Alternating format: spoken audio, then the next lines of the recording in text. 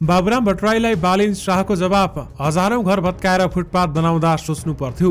एमडिएमएसले के गर्छ के गर्दैन यसबारे पुरै जानकारी। डाक्टर गोविन्द केसीसँग वार्ता गर्न सरकारले बनाए टोली, अनसन तोड्न आग्रह।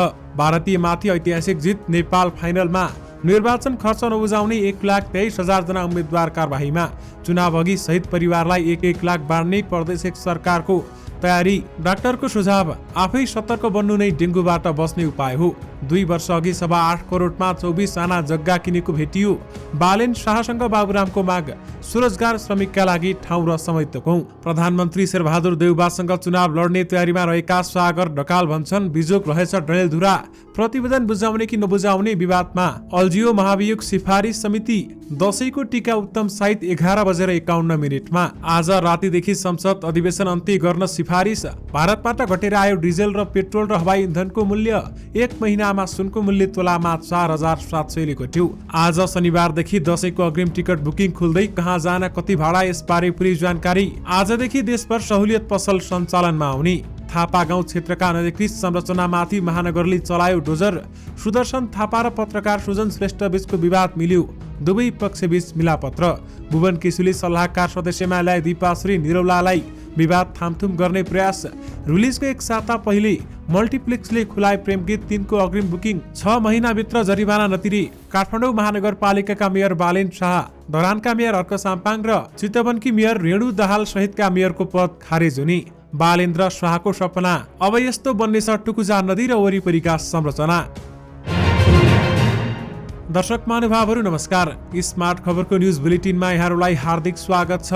म आरण्य उपाने। आज मिति विक्रम सम्वत 2079 साल असोज 1 गते शनिबार, इस्वी सम्वत 2022 सेप्टेम्बर 17 तारिक। आज असोज कृष्ण सप्तमी, विश्वकर्मा पूजा, कन्या संक्रान्ति, राष्ट्रिय चलचित्र दिवस, राष्ट्रिय विज्ञान दिवस, महालक्ष्मी व्रत समाप्ति, वास्तु दिवस, महालक्ष्मी व्रत समाप्ति रहेको छ। सदाको चाहिँ आज पनि हामी उपस्थित भइसकेका छौँ आजका मुख्य समाचारहरू लिएर। हामीलाई अन्तिमसम्म हेर्नुहोला अनि हाम्रो मेहनतका लागि यो भिडियोमा एउटा लाइक अवश्य गर्नुहोला। दर्शक महानुभावहरू, पल पलको न्युज अपडेटका लागि हाम्रो च्यानललाई सब्स्क्राइब गरी नजिकै आउने बेल आइकनलाई क्लिक गर्नुहोला। कहाँबाट हेर्दै हुनुहुन्छ अनि के कस्तो लाग्दैछ आफ्ना कुराहरू तलको कमेन्ट बक्समा कमेन्ट गर्नुहोला। दैनिक रूपमा हेर्नुहुन्छ भने रेगुलर भनेर लेख्नुहोला। आज पहिलोचोटि हो भने फर्स्ट टाइम लेखिदिनुहोला। दर्शक महानुभावहरू, देशभित्रबाट हेरिरहनु भएको छ भने आफ्नो गाउँ ठाउँ सहर अनि जिल्लाको नाम लेखिदिनुहोला। विदेशबाट हामीलाई हेरिरहनु भएको छ भने कुन देशबाट हेर्नु भएको छ त्यो कुरा पनि तलको कमेन्ट बक्समा कमेन्ट गरिदिनुहोला। आउनुहोस् दर्शक महानुभावहरू, आजका मुख्य समाचार सुरु गरौँ। बालेन शाहले टुकुचा खोलामा बन्ने संरचना र टुकुचा खोलालाई कस्तो बनाउनेछन् भन्ने सपनाको प्रसङ्गबाट।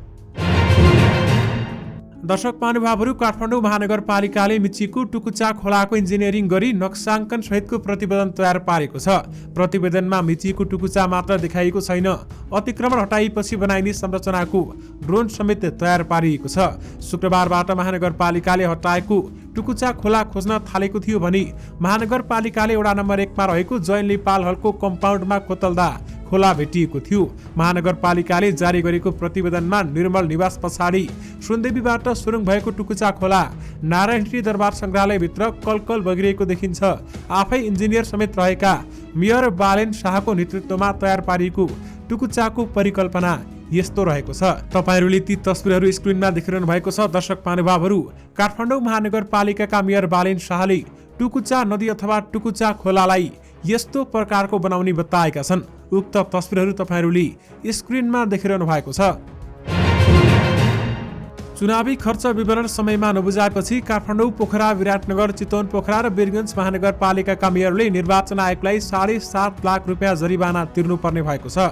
काठमाडौँका मेयर बालेन शाह, पोखराका मेयर धनराज आचार्य, चितवनकी मेयर रेणु दाहाल र वीरगञ्जका मेयर राजेशमान सिंहलाई निर्वाचन आयोगले जरिवाना तोकेको हो। जरिवाना तिर्ने सूचीमा धरान उपमहानगरपालिकाका मेयर हर्कर राई यानि कि हर्कराज साम्पाङ पनि रहेका छन् भने उनले 5.5 लाख रुपियाँ जरिवाना तिर्नुपर्नेछ। आयोगको शुक्रबारको बैठकले चुनावी परिणाम सार्वजनिक भएको 30 दिनभित्र खर्च विवरण बुझाउनु पर्ने नियम उल्लङ्घन गरेको भन्दै जरिवाना तोकेको हो। बालेन शाह, धनराज आचार्य सहित हर्क साम्पाङ र रेणु दाहालले पनि जरिवाना तिर्नुपर्ने भएको छ। हामीले 7,000 पानामा जरिवाना तिर्नुपर्नेहरूको सूची तयार गरेका छौँ, आयोगका प्रमुख आयुक्त दिनेश थपलियाले हामीसँग बताउनु भएको छ। गठन नभएको एक दिन नबित्दै सल्लाहकार समिति विवादमा मुछिएपछि चलचित्र विकास बोर्डका अध्यक्ष भुवन केसीले महिला सदस्यमा दीपाश्री निरौलालाई नियुक्त गरेका छन्। यसको आधिकारिक घोषणा आइतबार गर्ने तयारी भएको एक बोर्डका सदस्यले हामीलाई जानकारी दिएका छन्। समितिमा महिला सदस्यलाई नराखिँदा समावेशी नभएको भन्दै समीक्षकहरूले प्रश्न उठाएपछि भुवनले फिल्म निर्देशक तथा अभिनेत्री निरौलालाई सदस्यमा ल्याएका हुन्। बिहिबार बेलुका बसेको बोर्डको बैठकले निर्देशक निर शाहको नेतृत्वमा आकाश अधिकारी, रविन्द्र खड्का, विधान कार्की, सुबित बस्नेत र सुशान्त श्रेष्ठ सदस्य रहेको समिति गठन गरेको थियो। फुटपाथ व्यवस्थित गर्न पूर्व प्रधानमन्त्री डाक्टर बाबुराम भट्टराईले सामाजिक सञ्जाल मार्फत दिएको सुझावलाई काठमाडौँ महानगरपालिकाका मेयर बालेन्द्र शाह बालेनले पनि सामाजिक सञ्जालबाटै जवाब फर्काएका छन्। उनले बाबुरामलाई भनेका छन्, यो कुरा त तपाईले हजारौं घर भत्काएर फुटपाथ बनाउँदा पनि सोच्नु पर्थ्यो नि। नेकपा अध्यक्ष समेत रहेका डाक्टर भट्टराईले बालेनको कामको प्रशंसा गर्दै फुटपाथमा व्यापार गर्नेहरूलाई निश्चित ठाउँ र समय तोकेर व्यवस्थित गर्नै पर्ने लेखेका थिए। त्यस सम्बन्धी बाबुरामले सामाजिक सञ्जालमा पोस्ट गरेका छन् र त्यसकै मुनि बालेनले आफ्नो जवाब लेखेका हुन्। बालेनको जवाबमा 700 भन्दा धेरैले प्रतिक्रिया जनाएका छन्। दर्शक महानुभावहरू, हजारौं घर भत्काएर फुटपाथ बनाउँदा पनि सोच्नु पर्थ्यो भन्दै बाबुरामलाई बालेन शाहले जवाब दिएका छन्। दर्शक महानुभावहरू, बाबुराम भट्टराईले फुटपाथ बनाउँदा हजारौंको घर भत्काउँदा सोच्नु पर्थ्यो भन्दै उनलाई प्रश्न पनि गरेका थिए। भारतमाथि ऐतिहासिक जित हात पार्दै नेपाल महिला साप च्याम्पियनसिपको फाइनलमा पुगेको छ। शुक्रबार त्रिपुरेश्वर स्थित दशरथ रङ्गशालामा भएको खेलमा नेपालले चिर प्रतिद्वन्दी भारतमाथि 1-0 जित हात पारेको हो। महिला साप च्याम्पियनसिपको इतिहासमा नेपालले भारतलाई हराएको यो नै पहिलो पटक हो भने हजारौं समर्थकको बीचमा नेपाललाई जिताउन रश्मि कुमारी घिसिङले निर्णायक गोल गरिन्। पहिलो हाफको अन्तिममा अथवा अन्तिम मिनेटमा प्रीति राई पासमा उनले निर्णायक गोल गरिन्। यसअघि प्रीति राईले 33औं मिनेटमा डिबक्स बाहिरबाट हानेको भली प्रहार क्रसमाथिबाट बाहिरिएको थियो। यानि कि भारतमाथि नेपालले ऐतिहासिक जित हात पारेको छ भने नेपाल फाइनलमा पुगेको छ। 5 वर्ष अगाडि एक टेलिभिजन कार्यक्रममा प्रधानमन्त्री शेरबहादुर देउवालाई प्रश्न गरेर चर्चामा आएका सागर ढकाल केही समय यता डडेलधुराका गाउँ घुमिरहेका छन्। प्रधानमन्त्री शेरबहादुर देउवालाई हजुरबा सम्बोधन गर्ने ढकाल प्रतिनिधि सभा सदस्यको चुनाव लड्न डडेलधुरा गाउँ घुमिरहेका हुन्। 40 वर्ष मुनिका व्यक्ति मुलुकको प्रधानमन्त्री हुनुपर्ने एजेन्डा लिएर 52वटै वडामा सहयोगी समूह विस्तार गरिरहेको ढकाल बताउँछन्। 10-12 वटा देश घुमे, अहिले डडेलधुरामा विकास कस्तो रहेछ भनेर गाउँ गइरहेको छु भन्दै ढकाल भन्छन्। डडेलधुराको गाउँघर घुम्नुको उद्देश्यमा सागर ढकालको सार्वजनिक घोषणा छ। आगामी चुनावबाट सांसद बन्ने, प्रधानमन्त्री देउवाकै क्षेत्रबाट सांसद बन्ने तयारीमा जुटेका ढकाल प्रत्यक्ष वडामा 350 जनासम्म जोडिएको दावी गर्छन्। डडेलधुराको गाउँ हिँड्दा जुकाले टोकेर खुट्टा सुनिन्छन्। ढकाल भन्छन्, तैपनि कुना र वडामा गएर हेर्दैछु, समस्या बुझिसकेपछि क्षेत्रीय एजेन्डा हुन्छन्, भोलि चुनाव चिन्ह पाउँछौं। सागरको प्रारम्भिक अवलोकन अनुसार डडेलधुराको अवस्था अफ्रिका जस्तै छ। अफ्रिका जाँदा मैले सबैभन्दा ठूलो पानीको समस्या देखेको थिएँ। उनी भन्छन्, डडेलधुरामा पनि पानीको समस्या रहेछ भन्दै उहाँले विभिन्न कुराहरू राख्नु भएको छ। यानि कि शेरबहादुर देउवासँग चुनाव लड्ने तयारीमा रहेका सागर ढकालले बिजोक रहेछ डडेलधुरा भन्दै बताएका छन्। भारतबाट इन्धनको मूल्य घटेर प्राप्त भएको नेपाल आयल निगमले जनाएको छ। शुक्रबार प्राप्त नयाँ मूल्य सूची अनुसार डिजेल, पेट्रोल र हवाई इन्धनको मूल्य घटेर आएको निगम स्रोतले बताएको छ। डिजेलको प्रति लिटर मूल्य 44 पैसा, पेट्रोलको मूल्य 6 रुपैयाँ 55 पैसा र हवाई इन्धनको मूल्य 1 रुपैयाँ 50 पैसा प्रति लिटरका दरले घटेको निगमले जनाएको छ। नयाँ मूल्य सूची अनुसार निगमलाई अब पेट्रोलियममा अथवा पेट्रोलमा प्रति लिटर 8 रुपैयाँ नाफा र डिजलमा प्रति लिटर 5 रुपैयाँ बढी घाटा रहेको निगमले जनाएको छ। नयाँ मूल्यपछि पनि मासिक 20 करोड रुपैयाँ नोक्सानी रहेको निगमको दाबी रहेको छ। यसअघि 3 पटकसम्म घटेर नयाँ मूल्य प्राप्त हुँदा पनि निगमले इन्धनको उपभोक्ता मूल्य समायोजन गरेको थिएन। यो समेत चौथो पटक भारतबाट लगातार इन्धनको मूल्य घटेर प्राप्त भएको हो। यस वर्षको दशैंका लागि आज शनिबारदेखि सार्वजनिक सवारीको अग्रिम टिकट बुकिङ खुला भएको छ। यातायात व्यवस्था विभागका अनुसार आज विश्वकर्मा पूजाको दिनदेखि अग्रिम टिकट बुकिङ खोल्ने तयारी लगभग पूरा भएको छ र आजै खोल्ने बताइएको छ। यस पटकको दशैंका लागि 27 असार 2079 मा तोकिएको भाडा अनुसार यात्रुले टिकट काट्ने सुविधा पाउनेछन् भने बढी भाडा लिएमा ट्राफिक प्रहरी, यातायात व्यवस्था विभाग र नागरिक सहायता कक्षमा सम्पर्क गर्न सकिने पनि विभागले जानकारी गराएको छ। विभागका महानिर्देशक डाक्टर टेकराज पाण्डेका अनुसार दशैंमा काठमाडौँ छाड्ने यात्रुहरूले अग्रिम टिकट बुकिङको सुविधा समेत लिन सक्नेछन्। यातायात व्यवसायीहरूले अग्रिम टिकट बुकिङ गर्दा यथाशक्य अनलाइन बुकिङ गर्ने व्यवस्था मिलाउने सहमति गरेका थिए। अनलाइन टिकट बुकिङ गर्ने यात्रुलाई यातायात व्यवसायीहरूले यथाशक्य छुट वा सहुलियत समेत प्रदान गर्ने गराउने सहमति समेत भएको थियो। दर्शक महानुभावहरू, त्यसै गरी काठमाडौँबाट बाहिर कुन ठाउँ जान कति पैसा लाग्छ यसबारेमा थप विवरण हेर्न चाहनुहुन्छ भने www.smartkhabartv.com मा गएर तपाईहरूले यो सम्पूर्ण विवरण हेर्न सक्नुहुनेछ। गुगलमा गएर यो सर्च गर्नुहोला, त्यसपछि त्यहाँ वेबसाइटमा गएर तपाईहरूले हेर्न सक्नुहुनेछ। दर्शक महानुभावहरू, आजदेखि देशभर सरकारी सहुलियत पसल सञ्चालनमा आउने भएको छ। सहुलियत पसल सञ्चालनको सम्पूर्ण तयारी सकिएको उद्योग वाणिज्य तथा आपूर्ति मन्त्रालय मार्फतको खाद्य व्यवस्था तथा व्यापार कम्पनीले जनाएको छ। आज असोज 1 गते बिहान 11 बजेदेखि कम्पनीको थापाथली स्थित प्रादेशिक कार्यालयबाट दशैं तिहार र छठ लक्षित सहुलियत पसल सञ्चालन आरम्भ हुने कम्पनीका नायब महाप्रबन्धक श्री मणिराज खनालले बताउनु भएको छ। काठमाडौँ महानगरपालिकाले थापागाउँ क्षेत्रका सडक मिचेर बनाएका घर टहरामा डोजर चलाएको छ। 6 मिटर बाटो रहेको थापागाउँ क्षेत्रको गल्ली मिचेर बनाएका 3वटा पक्की घरले मिचेको भाग डोजर लगाएर हटाएको महानगरले बताएको छ भने यस्तै 2वटा टहरा पनि हटाउने काम भएको महानगरको भनाइरहेको छ। आजै मात्रै महानगरपालिकाले बानेश्वर क्षेत्रका अनधिकृत संरचना हटाउन डोजर चलाएको छ भने सडक सीमा मिचेर बनेका र संरचना र पसल हटाउन महानगरपालिकाले डोजर चलाएको हो। सरकारले आज शनिबार राति 12 बजेदेखि संसदको अधिवेशन अन्त्य गर्न राष्ट्रपति समक्ष सिफारिस गरेको छ। प्रधानमन्त्री निवास बालुवाटारमा बसेको मन्त्री परिषद बैठकले अधिवेशन अन्त्यका लागि राष्ट्रपति समक्ष सिफारिस गरेको पर्यटन मन्त्री जीवनराम श्रेष्ठले जानकारी दिएका छन्।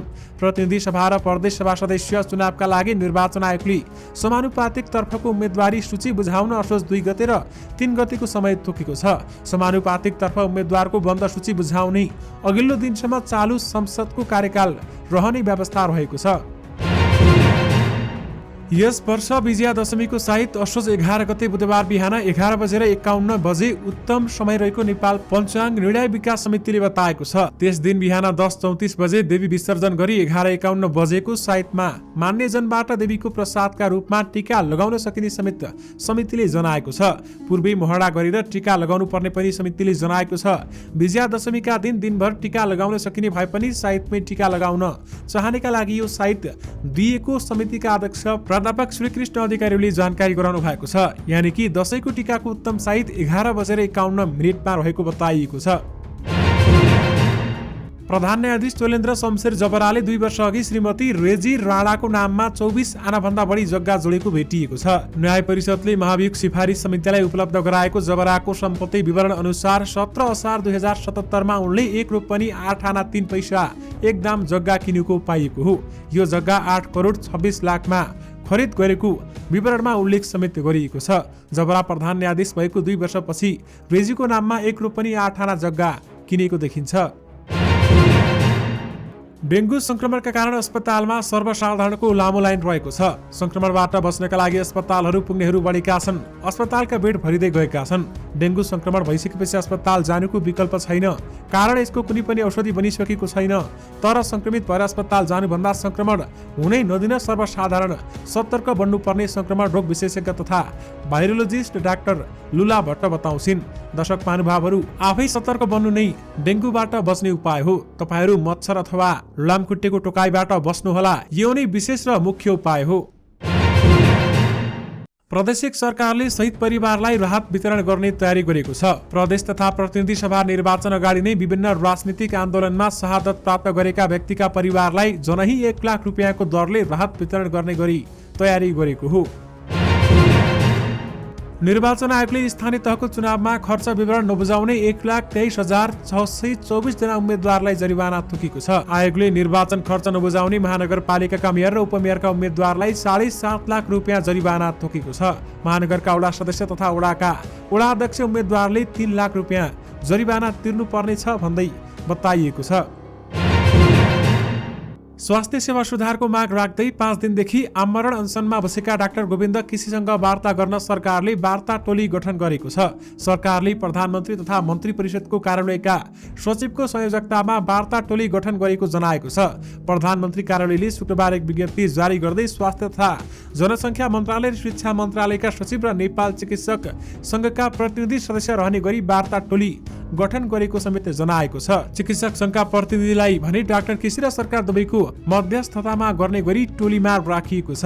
यानि कि डाक्टर गोविन्द केसीसँग सरकारले वार्ता गर्न टोली बनाएको छ भने अनसन तोड्न आग्रह समेत गरिएको छ। निलम्बित प्रधान न्यायाधीश शैलेन्द्र शमशेर जबराबारेमा प्रतिवेदन बुझाउने कि नबुझाउने भन्नेमा महाभियोग सिफारिस समितिमा सदस्यहरू विभाजित भएका छन्।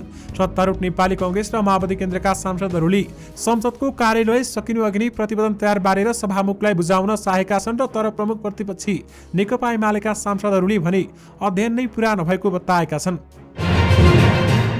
भदौ महिनामा सुनको मूल्यमा उच्च गिरावट आएको छ। दर्शक महानुभावहरू, यानि कि 1 महिनासम्ममा नेपाल सुनचाँदी व्यवसायी महासंघका अनुसार भदौ 1 गतेदेखि 31 भदौसम्म पहिलो धातु सुनको मूल्य तोलामा 4700 रुपैयाँले घटेको छ। भदौ 1 गते छापावाला सुनको मूल्य 96200 रुपैयाँ तोकिएको थियो र तर महिनाको अन्तिम दिन भदौ 31 गते यानि कि हिजो शुक्रबार छापावाला सुनको मूल्य 91500 रुपैयाँ तोकिएको थियो। यद्यपि आजदेखि भने यही मूल्य कायम गरिएको छ। निर्देशक सुदर्शन थापा र पत्रकार सुजन श्रेष्ठ बीचको विवाद मिलेको छ। प्रहरी वृत्त गौशालामा छलफलमा निर्देशक थापाले गल्ती स्वीकार्दै आलोचनात्मक गरेपछि अथवा आत्मालोचना गरेपछि मुद्दालाई अघि नबढाउने सहमति भएको हो। नेपाल पत्रकार महासंघ बागमती प्रदेश एसोसिएट अध्यक्ष वैकुण्ठ पराजुली सहितको रोहबरमा थापा र श्रेष्ठ बीच झण्डै 2 घण्टा छलफल भएको थियो। सुदर्शनले पनि गल्ती स्वीकारेका छन् भने सुजनले पनि पत्रकारिता आचार संहितामा रहेर काम गर्ने समेत बताएका छन्।